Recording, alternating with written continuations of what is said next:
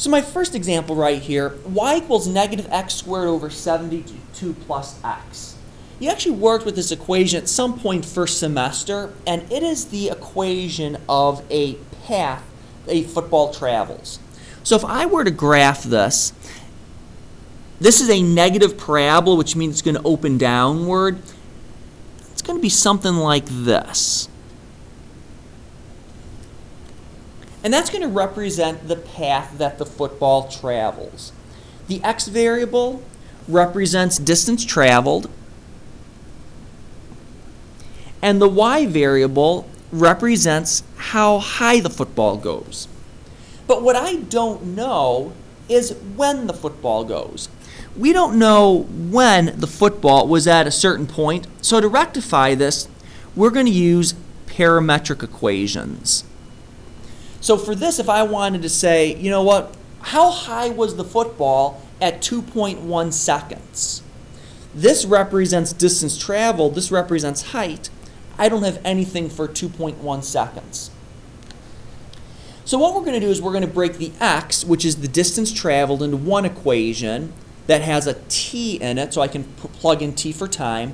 And then we're going to have a second equation for the y variable, which will also have a t in it, and that's going to tell me the time. So we can represent this equation in a new form.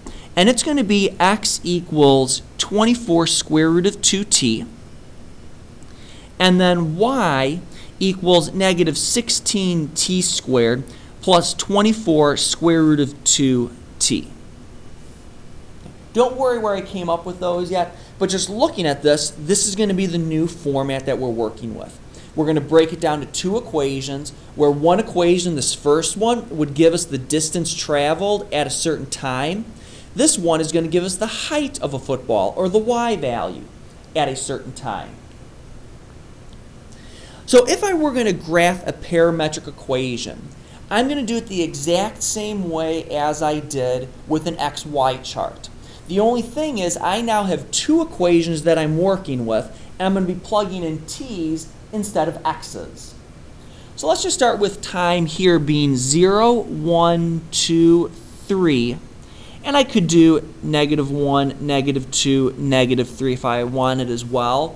But usually we don't deal with negative time. That doesn't make a lot of sense unless we're looking to the past and saying what happened 3 seconds ago, what happened 2 seconds ago. Usually you're going forward with time. Where will it end up?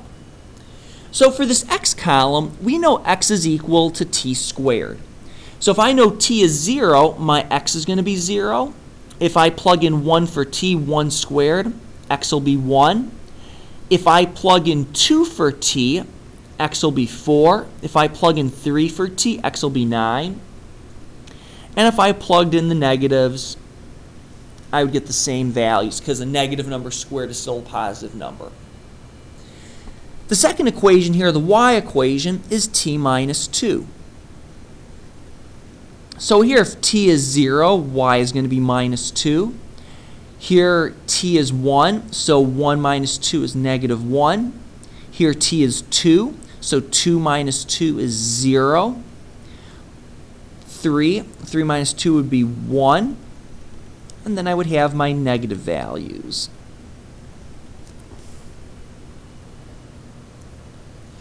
Now, when I graph on the xy chart, this is still the x-axis, this is still the y-axis.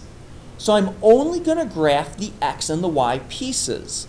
So when I graph, I'm still only using my xy chart as I always have. So if I gave you parametric equations, the graphing is really easy.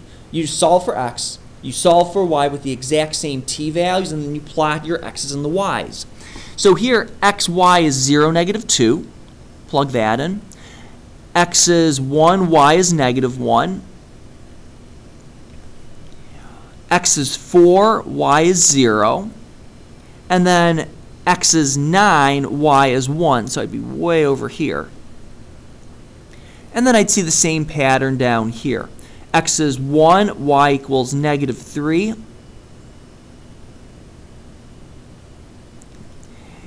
And then x is 4 and -4.